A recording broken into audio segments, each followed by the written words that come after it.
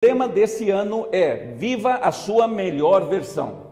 E hoje eu quero apresentar exatamente esse tema para vocês. Verso 11, Juízes 6, 11 diz assim: Então o anjo do Senhor veio e se sentou-se sobre a grande árvore de Ofra, que pertencia ao Abiesrita Joás. Gideão, filho de Joás, eu estou lendo a Nova Versão Internacional, tá bom? Estava malhando o trigo num tanque de prensar uvas, para escondê-lo dos midianitas. Então o anjo do Senhor apareceu a Gideão e lhe disse: O Senhor está com você, poderoso guerreiro. Ah, Senhor, Gideão respondeu, se o Senhor está conosco, por que aconteceu tudo isso? Onde estão as suas maravilhas que nossos pais nos contaram, dizendo: não foi o Senhor que nos tirou do Egito, mas agora o Senhor nos abandonou e nos entregou na mão de Midian?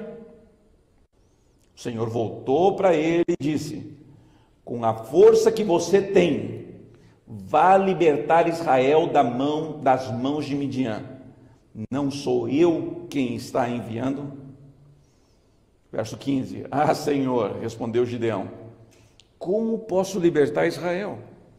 Meu clã é o menos importante de Manassés, e eu, o menor da minha família. Verso 16: Eu estarei com você, respondeu o Senhor, e você derrotará todos os midianitas, como se fossem um só homem.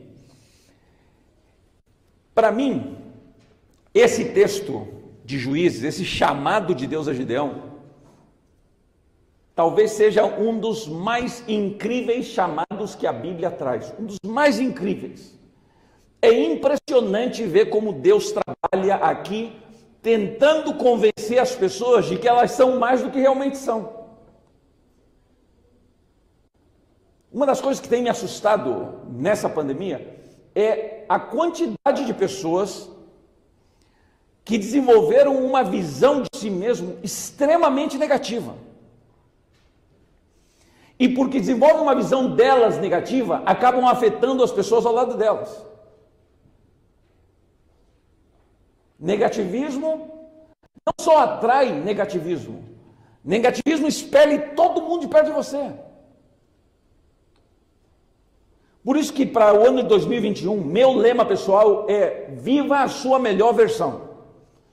Você não precisa ser o que está sendo, você não precisa viver da maneira que está vivendo. Você não foi chamado por Deus para ser um derrotado, um acabado, um coitado, um qualquer. Deus não te resgatou do pecado para isso.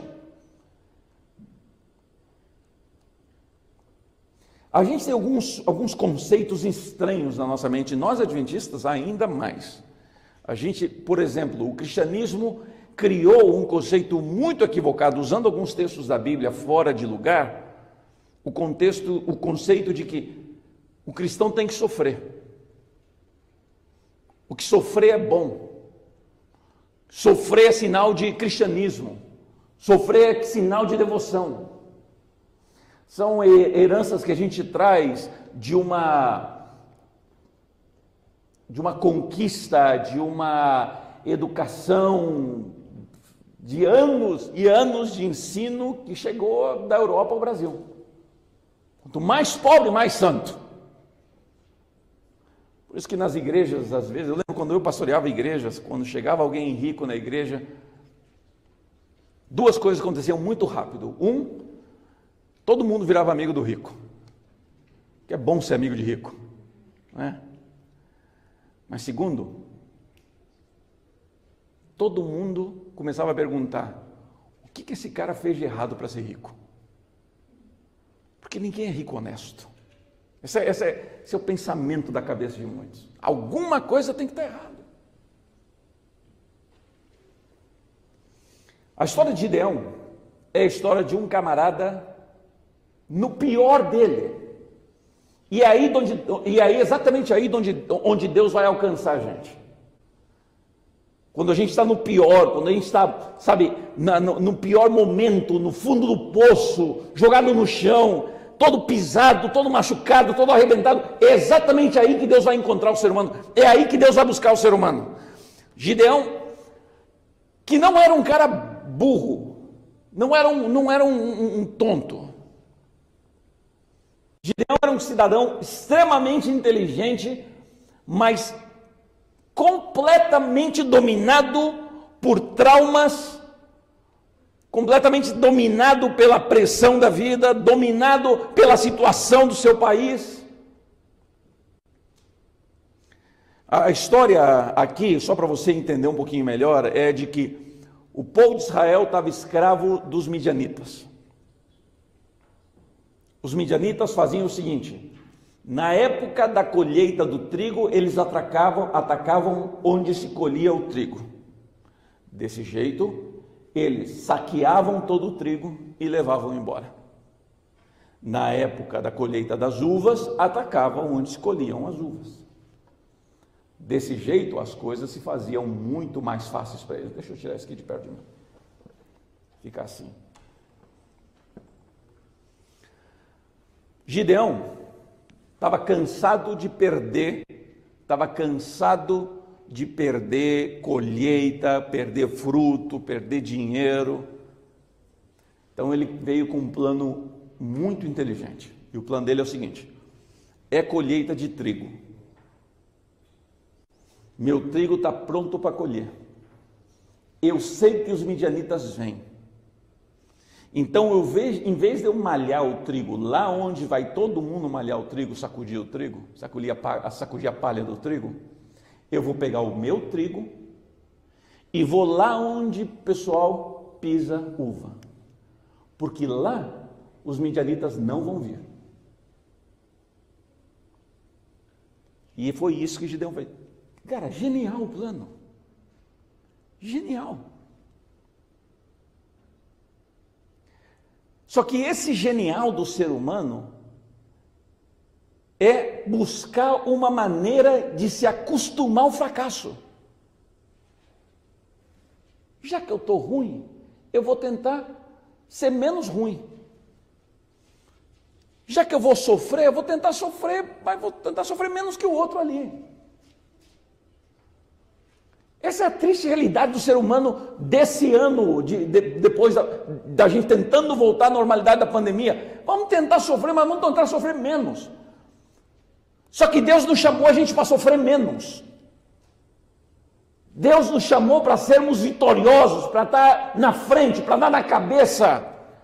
Deus nos chamou para viver uma vida plena, uma vida feliz. O Evangelho é um resgate, é uma restauração, é uma libertação. O Evangelho não é um paliativo. O Evangelho não pode ser tratado como um paliativo. O Evangelho não pode ser tratado como um sofrer menos do que os outros. E essa é a realidade de Gideão. Ele está lá tentando salvar um pouquinho, já que não dá para salvar tudo.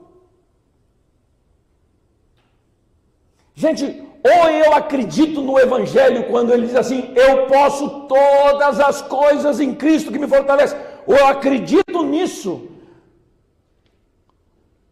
Eu vou até me arriscar a dizer o que eu vou dizer. Ou eu acredito nisso, ou é melhor uma outra coisa para adorar. Promessas de Deus não podem ser verdadeiras apenas nas mídias sociais. Tem que ser reais na minha vida. Gideão é o típico influencer que posta coisa bonita, mas vive uma miséria de vida. A mídia social é muito legal, eu curto muito, faço muito, minha esposa muito mais do que eu. Mas a mídia social, ela tem uma característica muito interessante. Ela apresenta uma vida que ninguém vive. A gente apresenta segundos da nossa vida, onde a gente consegue capturar um micron de alegria para tentar esconder as frustrações. E essas frustrações são anestesiadas quando esse micron de alegria ganha muitos likes. Pô, ganhei likes, então quer dizer que minha vida está legal. Mas Deus, o Evangelho não é isso. Não pode ser isso. A morte de Jesus não pode ser para isso, gente. Está lá Gideão, malhando trigo, escondidinho. Caramba, eu sou inteligente. Resolvi o problema.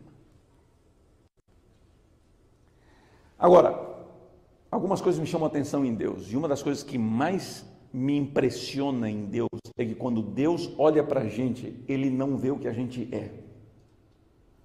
Quando Deus olha para a gente, Ele vê o que a gente pode ser. Se a gente se agarrar, se a gente se sujeitar a Ele. Passar 11 anos pregando em espanhol arruinou meu português. Mas vamos que vamos, né? Deus não me vê como eu sou. E aí está o problema de muita gente com o Evangelho. Porque é muito fácil estar de terno e gravata, ou bem arrumadinho. Mas isso não é o que a gente é. O que a gente é outra coisa, né? É outra coisa. O que a gente é de verdade, a gente não quer que as pessoas vejam. A gente não quer que elas saibam.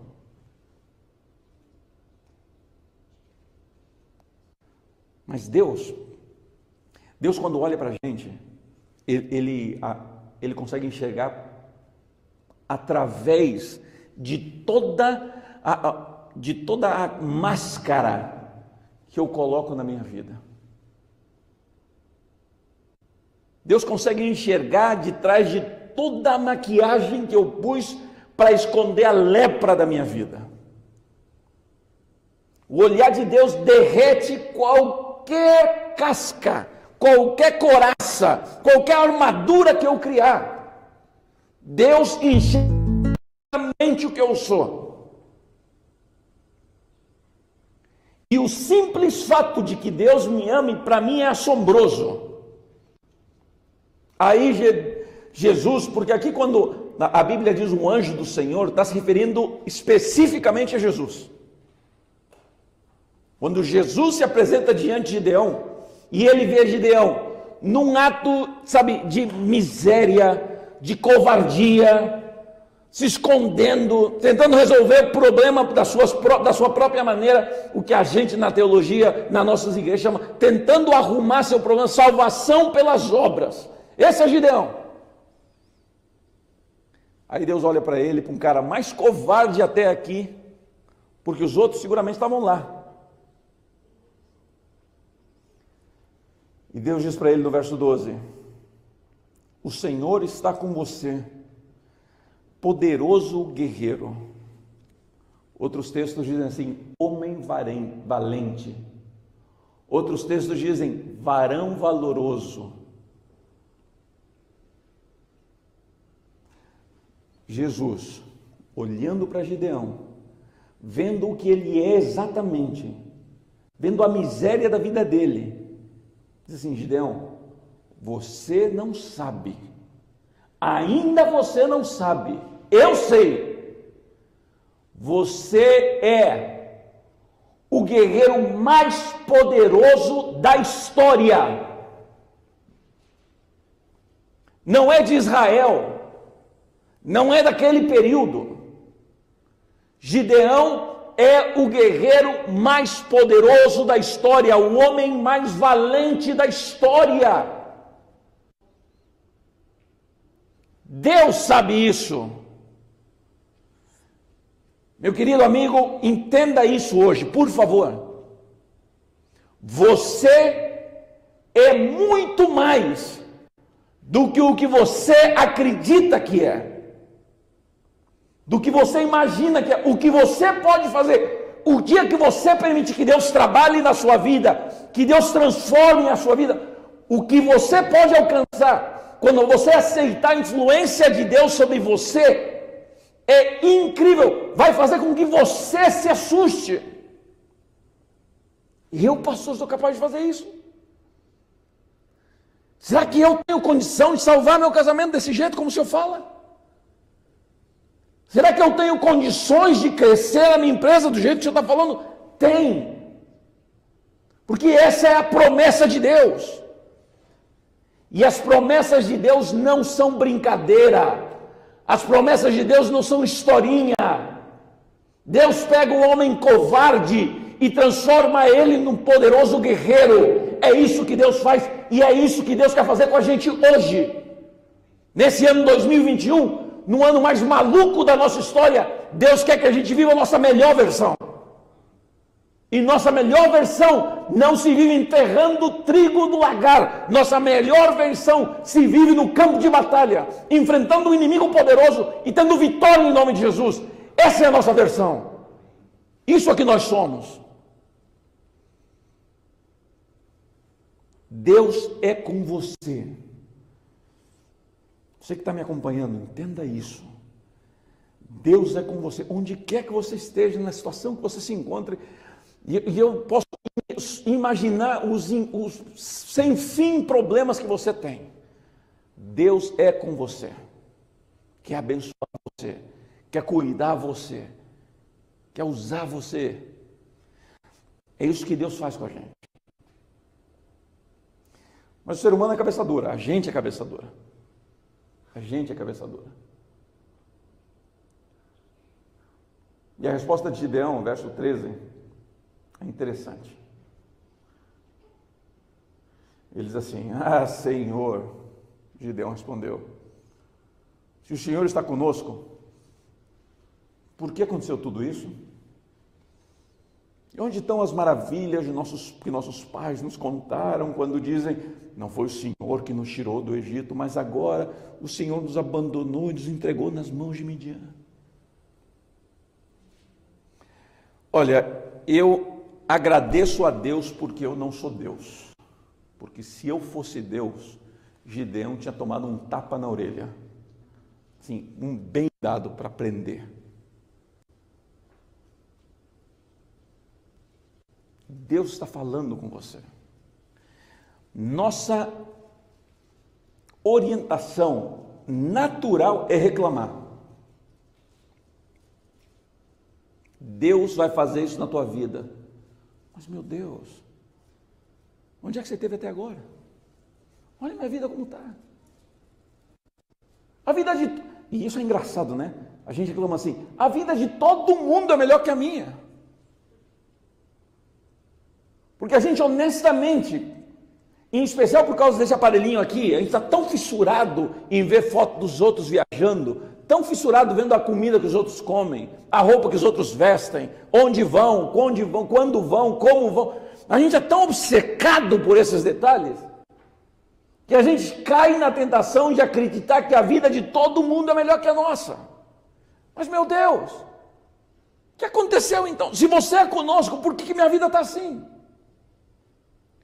E o ser humano corre para uma direção assustadora, que é a primeira reação do ser humano desde que ele cometeu o primeiro pecado.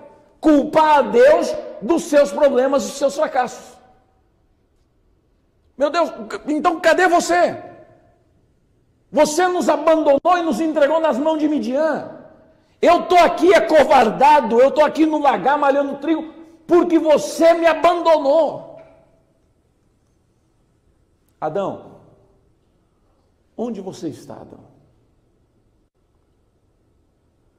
Você comeu do fruto que eu mandei não comer, Adão? Qual foi a resposta de Adão? Qual devia ser a resposta de Adão? A resposta dele devia ter sido: comi. Porque é engraçado notar isso aqui. Eva foi enganada. Adão não. Adão escolheu. Adão sabia o que estava acontecendo. E eu não vou entrar no mérito disso aí agora, porque isso é conversa para nossas lives para os casais, viu? Quem que é enganado e quem que toma decisões equivocadas. Eva foi enganada, tá bem. Adão escolheu. Adão teve condições de avaliar. Rapaz, isso aqui eu não devia estar fazendo.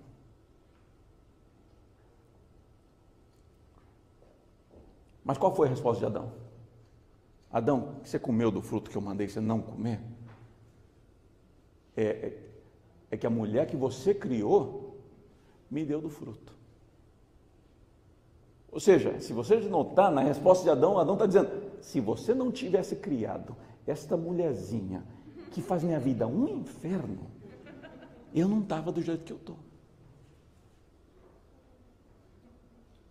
Aí Deus olha para Eva, assim, Eva, você pegou do fruto que eu mandei não pegar? Qual devia ter sido a resposta de Eva? Olha, fui ficar conversando conversar com a serpente, deu no que deu. É minha culpa. Resposta de Eva: a serpente que você inventou. Quem mandou colocar a sogra no jardim do Éden? Ninguém mandou. Quer dizer, a cobra que você criou, a culpa é tua, Deus. Mandar um abraço para minha sogra, pessoa querida, está me assistindo, lá do meu sogro, estão vacinados, graças a Deus. Minha sogra, se meu sogro virar um jacaré, traz ele aqui, a gente leva ele para a Flórida, tá bom? Gideão, o que você está fazendo enfiado no lagar, Gideão? Meu Deus, você me abandonou. Foi Deus que abandonou o povo de Israel? Qual que era o pacto de Deus com Israel? E a gente, na lição desse novo trimestre, vai estudar o pacto de Deus com Israel. Qual que era o pacto de Deus com Israel? Era simples. Você é fiel a mim, eu vou proteger você. Enquanto você se mantiver fiel a mim, nenhuma das nações vai conseguir derrotar você. Enquanto você for fiel a mim, Deuteronômio diz, eu criei você para ser cabeça e não cauda. Enquanto você se mantiver conectado comigo, nenhuma nação terá poder sobre você. Ninguém assenhorará você. Você não vai dever dinheiro para ninguém. A Bíblia diz isso. Você não vai dever dinheiro para ninguém. Você será credor de todo mundo. Deus não abandonou Israel. Mas é que o ser humano não consegue entender que os problemas dele são culpa dele mesmo. Eu estou onde estou por minha própria culpa. E para que eu saia desse buraco, eu preciso entender qual é a minha responsabilidade nisso. Culpar minha esposa da pecinha que faltou no nosso computador hoje é fácil. Eu vou dormir no sofá, mas é fácil culpar ela. Aceitar que eu preciso tomar mais cuidado é diferente. Entende o que eu estou dizendo? Mas, meu Deus, a culpa é tua. Tudo isso está acontecendo porque a culpa é tua. Aí Deus volta a conversar com Gideão e diz assim, o Senhor se voltou para ele, verso 14, e disse, com a força que você tem, não está escrito aqui, mas eu vou acrescentar o que Deus quis dizer, porque eu acredito que eu posso me arriscar. O Senhor disse, com a força que você tem para ficar reclamando, resmungando, choramingando, com essa força que você tem, você vai libertar Israel da mão dos midianitas. Porque quem está te mandando fazer isso sou eu. Então, toda a energia que você usa e que você gasta reclamando da vida, usa essa energia para lutar naquilo que Deus te chamou para lutar. Vou te dar um exemplo. Pega toda a energia que você gasta reclamando do seu esposo e usa essa energia para orar por ele, para ser a melhor esposa que você pode ser, para corrigir os seus erros, que eu tenho certeza que teu esposo tem reclamações tuas. Pega toda a energia que você usa para reclamar do seu patrão e usa essa mesma energia para fazer o melhor trabalho que você pode fazer. Usa essa mesma energia que você gasta para reclamar do presidente, e usa essa mesma energia para fazer o bem para as pessoas. Você vai ver como as coisas vão ser diferentes. Deus nunca nos deu a missão de criticar A, B ou C, reclamar de A, B ou C. Eu sei que é frustrante quando as coisas não saem como eu acho que tem que sair. Porque todos nós, todo ser humano na Terra acha que pode ser o presidente. Acha que sabe tomar melhores decisões. Acha que todo mundo é incompetente. Tá bom, é um direito que você tem. Mas a Bíblia nunca me mandou dizer assim, ó, se o presidente fizer algo que você não está de acordo, critique. Vai na internet e destrua. O que a Bíblia me diz é, ora pelos teus líderes, ama as pessoas, ajuda teu próximo, gasta a tua energia fazendo isso. Você vai ver como a vida é muito melhor. Você vai ver como você é muito mais produtivo. Como os inimigos que você tanto precisa derrotar na sua vida serão derrotados. Gideão, para de ficar choramingando, Gideão. Esses dias minha filha de 11 anos, tem uma filha de 11 anos que é uma figuraça. É uma das crianças mais engraçadas que eu já conheci na minha vida. Ela chegou com as notas um pouquinho ruins, né? Eu sentei com ela. Vamos analisar, filhinha, o que está acontecendo? Eu disse, pai, acontece isso, acontece aquilo. Okay. E fui vendo, aí consegui ver que os trabalhos que ela tinha que fazer na sala de aula não estava feito. Falei, filhinha, trabalho de sala de aula, filha. Pai, é que meus amigos não me deixam fazer. É mesmo, filho? É, pai, eles ficam conversando comigo o tempo todo.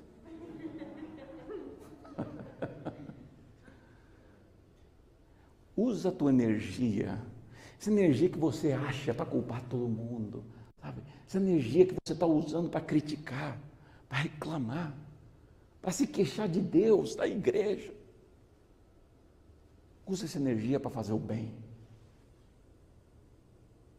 A gente não faz o bem esperando que as pessoas nos tratem bem. A gente não faz o bem esperando reconhecimento. A gente não faz o bem para que as pessoas nos levem para almoçar. A gente faz o bem porque é bom ser bom. É bom ser bom. É bom dormir em paz. É bom dormir com a consciência tranquila. Mas Gideão disse assim, Senhor meu, verso 15. Senhor, respondeu Gideão, como é que eu posso libertar Israel? Meu clã é o menos importante de Manassés e eu o menor da minha família. Meu Deus, eu? Meu Deus, eu não tenho documentos. Meu Deus, eu não falo inglês. Meu Deus, eu não terminei o 2º grau. O que eu posso fazer, meu Deus? Olha para cortar minha pele. Olha meu cabelo. Meu Deus, olha o carro que eu dirijo. Meu Deus, olha a casa onde eu... O que eu posso fazer? E aqui está o outro problema do ser humano. A gente acha que as nossas vitórias são porque nós somos bons. A gente acha que a gente vai conseguir as coisas porque a gente é bom, porque a gente pode. Não é por você, não é por mim, é por Deus. É Ele que faz na minha vida. Sansão não era um homem forte. Sansão era um homem usado por Deus. E enquanto aceitou a influência do Espírito Santo na vida dele, ninguém o derrotou. Davi era um garoto, se tornou um guerreiro, mas era um garoto quando enfrentou Golias. Alguns estudos dizem que ele não devia ter entre 14 e 16 anos quando enfrentou o gigante Golias. Um pastor de ovelhas. Não é que Davi era o cara com a maior pontaria da história. Não foi por Davi, foi por Deus. Pedro era um pregador profissional, um pescador profissional. Mas ele não multiplicou peixe. Foi Deus. É Deus. Para de olhar para você. Olha para Deus.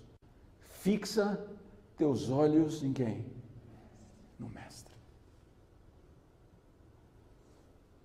O texto termina com Cristo dizendo assim: Gideão, eu estarei com você, respondeu o Senhor, e você derrotará todos os midianitas, como se fossem um só homem.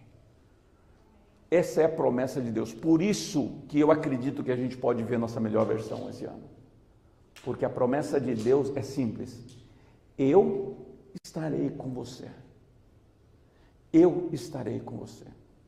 Você não está sozinho. Você não está sozinha. Por favor, escute bem o que eu vou dizer a você. Você não está sozinho. Você não está abandonado. Você não está largado. Deus está com você. Aí onde você está, Deus está com você.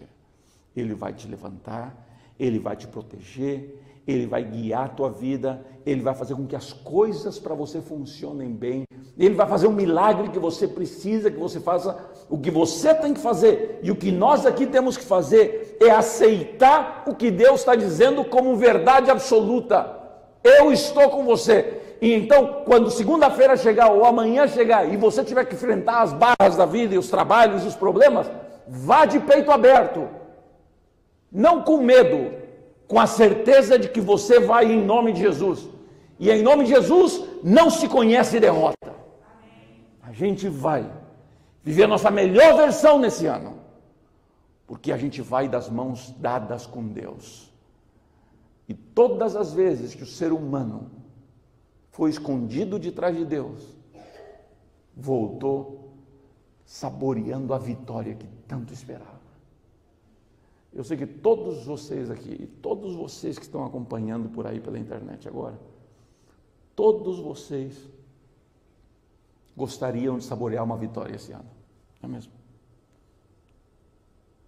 Eu não vou pedir para você falar. Se você quiser colocar nos comentários aí, vocês que estão acompanhando pela internet, coloque aí qual a vitória que você quer saborear esse ano 2021. Qual a vitória que você quer saborear? Eu te garanto, se esconde de trás de Deus. Escuta a voz de Deus. Acredita no teu coração. Deus está comigo. Eu não vou. Não porque eu sou bom. Não porque eu sou santo, não porque eu vou à igreja, não porque eu não bebo, não porque eu não vou à festa, não é por nada disso. Deus vai comigo porque Deus quer ir comigo. Ele quer me dar a vitória. E porque Deus vai comigo, eu viverei minha melhor versão. E terei vitória todos os dias da minha vida. Amém. Quantos de nós queremos tomar essa decisão hoje? De esconder-nos de trás de Deus e viver a nossa melhor versão. Posso ver tua mão levantada? Você que está aí, levanta sua mão também, eu vou orar por você agora. Querido e bom Deus, neste momento a gente levanta a nossa mão para pedir que todos os dias da nossa vida, Tu venhas e andes do nosso lado. Que em cada empreitada, que em cada batalha, que em cada luta, a gente possa sentir Tua presença conosco. Meu Deus, a gente tem batalhas, a gente quer tanto saborear algumas vitórias. Por isso eu te peço agora, meu Deus, ajuda-nos a saborear essa vitória. Por favor, meu Deus, mostra a Teus filhos acompanhando agora, que as vitórias que a gente busca virão pelo Teu poder e pelo Teu nome. Guia a nossa vida sempre. Pedimos em nome de Jesus. Amém. Que Deus abençoe todos vocês. Você que está acompanhando com a gente ainda, às 3 da tarde, hora de Chicago, 5 da tarde, hora de Brasília, a gente vai estar ao vivo, minha esposa e eu, tá bom? Vou estar esperando vocês por lá. Então, todos um lindo dia. Que Deus abençoe todos vocês.